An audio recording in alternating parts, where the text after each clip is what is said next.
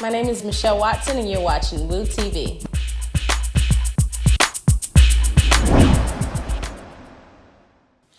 Thank you for joining us. Bullets in the Hood, a Bed-Stuy story, a documentary in which you won an Emmy in 2008. Prior to that, it was nominated for a Student Visionary Award at the Tribeca Film Festival and won a Short Filmmaking Award with the special recognition at the Sundance Film Festival. Before we get into your documentary, I want to use your work and perspective for a larger discussion about the state of our urban centers with respect to gentrification, gangs, guns, and violence, police, and black-on-black crime. When we look at these places like the South Side of Chicago, for example, which has overtaken New York City statistically in guns and violence, a place where yourself have grown up, we are seeing a disproportionate amount of black and brown people priced out of their own neighborhoods because a developer was able to purchase land at a cheap price and raise the rent. We see families displaced to less desirable neighborhoods with little to no opportunities in housing, education, and job opportunities. And out of despair, our youth are participating in gangs, drugs, guns, and violent behavior. When crime was at an all-time high in New York City prior to the mayorship of Rudy Giuliani, how much of this project was shaped by your own personal experiences growing up there? Most of the project was shaped around our experiences. It was myself and I believe 3 other young people at the time.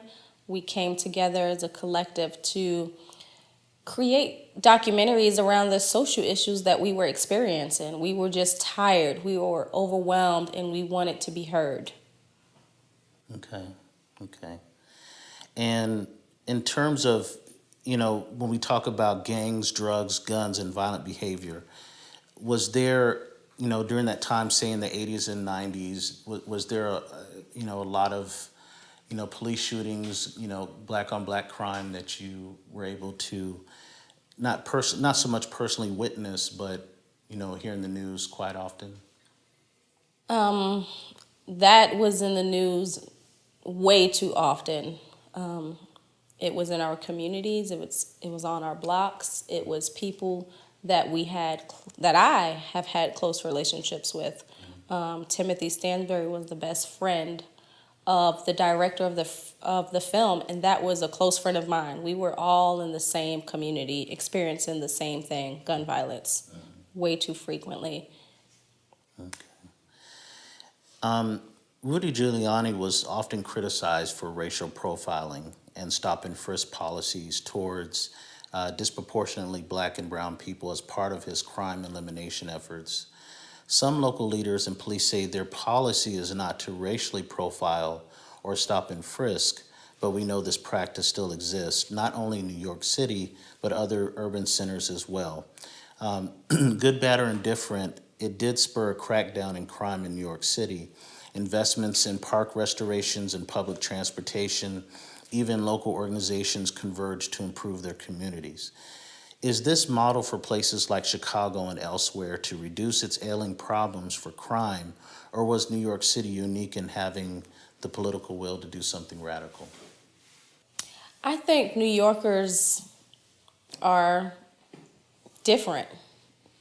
They take a stand. They do not settle. They do not tolerate certain behaviors.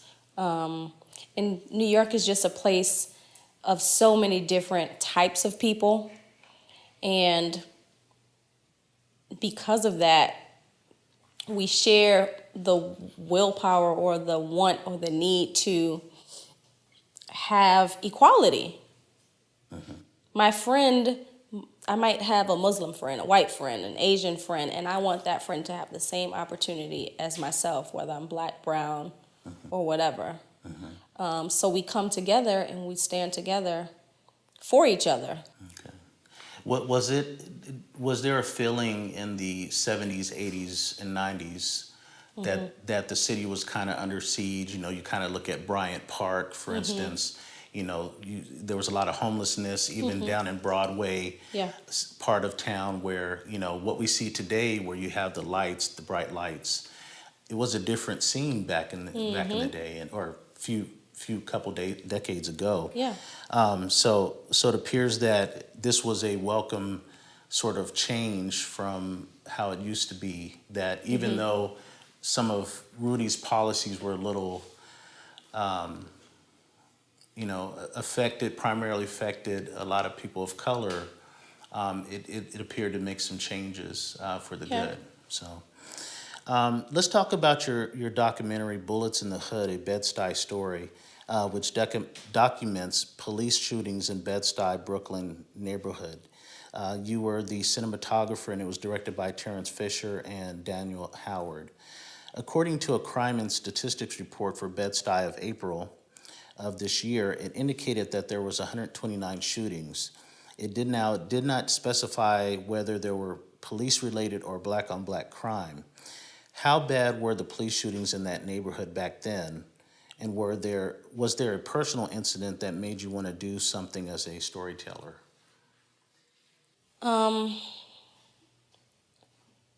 It was, during that time, it was really bad. Every other week, there was a news article about someone being shot, someone being murdered due to gun violence. And it was happening in our communities, black on black crimes. But it was also a lot of police shootings where the police were shooting civilians. And we were just, it was a tough time. It was a really sensitive time. That was the time of Amadou Diallo, Sean Bell. It just was becoming overwhelming. It was becoming too much at that time. And the victims were getting younger and younger. Okay. And has the perception of police shootings risen nationwide, or have they always happened at these levels, but they just haven't been documented as much until now? I think it hasn't been documented, but now we have Facebook Live, Instagram Live, and now the attention is drawn to those stories. But I think it hasn't risen or decreased. It's still happening. But now we have the means to put it out there. Put it out there. Okay. What do you think about this spirit of activism where more and more people today are using, like you said, their smartphones and Facebook Live to capture police violence? I love it, but at the same time, it's scary.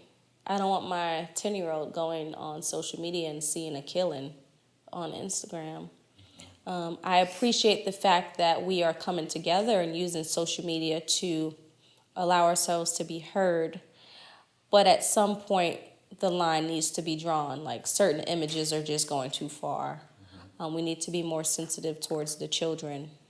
And that's a good point, because one of the criticisms that Facebook founder Mark Zuckerberg is being faced with right now is, where's that line going to be drawn to where, you have kids now that are on Facebook, some of other other social media platforms, to where, do we really want kids to be exposed to this? But if it could also help solve a crime,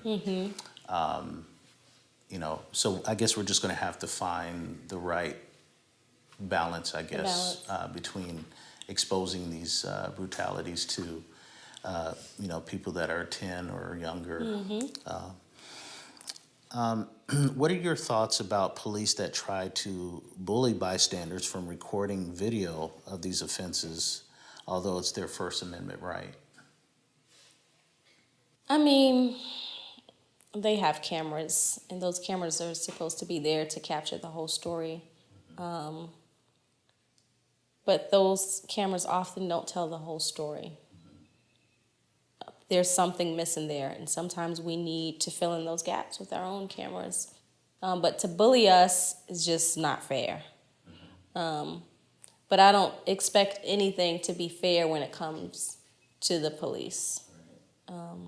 Well, because it's interesting, because you have, as long as you're not interfering with, any sort of police action, and you're on public property, they're supposed to, they're supposed to let you shoot, but they'll take your phone and throw it in the trash, or it's almost becomes like a police state to where you kind of your rights are being taken away, and It's definitely being yeah. taken away. And I feel like a lot of them have a point to prove, and it's that they have the power and you don't. Right.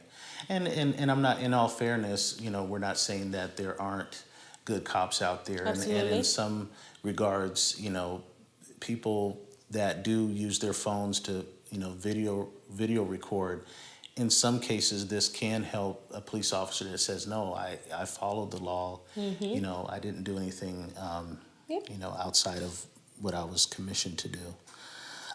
Let's segue into black on black crime, which is a problem in our neighborhoods as well. Do you feel in the African American community that there is not enough reporting on black and black crime? Kind of the saying, people don't want to fall victim to any sort of retaliation, so they don't speak up and say anything. Do you think that I mean, is a problem? I can remember at the age of 4 being taught snitches get stitches. And it's a term that has carried on. It still exists now, like snitches get stitches.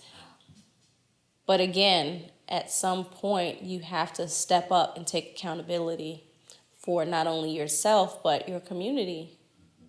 How do you expect change if you're not able to fully be a part of that change? Right. But what do you say about people that feel that they're under siege in their community, to where they feel like they can't speak out?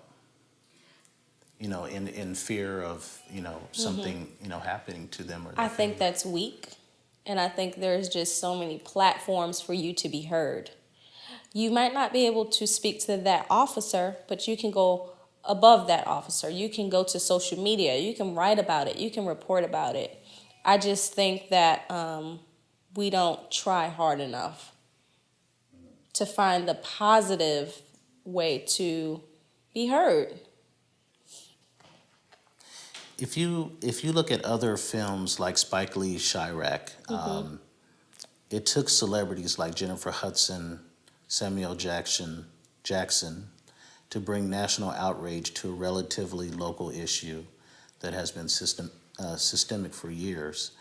Do you feel people have become apathetic to these senseless killings, and that as a community we mostly engage when it's police related? Are we being hypocritical? I think we're becoming numb. I think we're becoming immune to all of these things.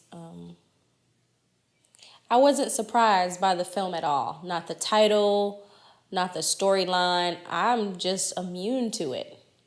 But I do think that it did take a certain celebrity to shine some light on the situation. And I do think that more celebrities need to step up and shine light on all different types of social issues, not just police brutality or black on black crime, or just use your celebrity to make a positive impact. Right.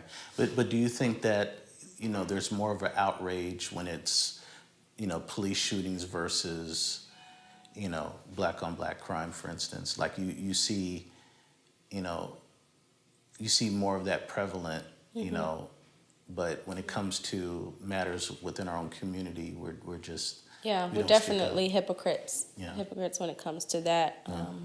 Yeah. As a filmmaker, do you believe it's a moral responsibility of the storyteller to expose these types of issues when they can?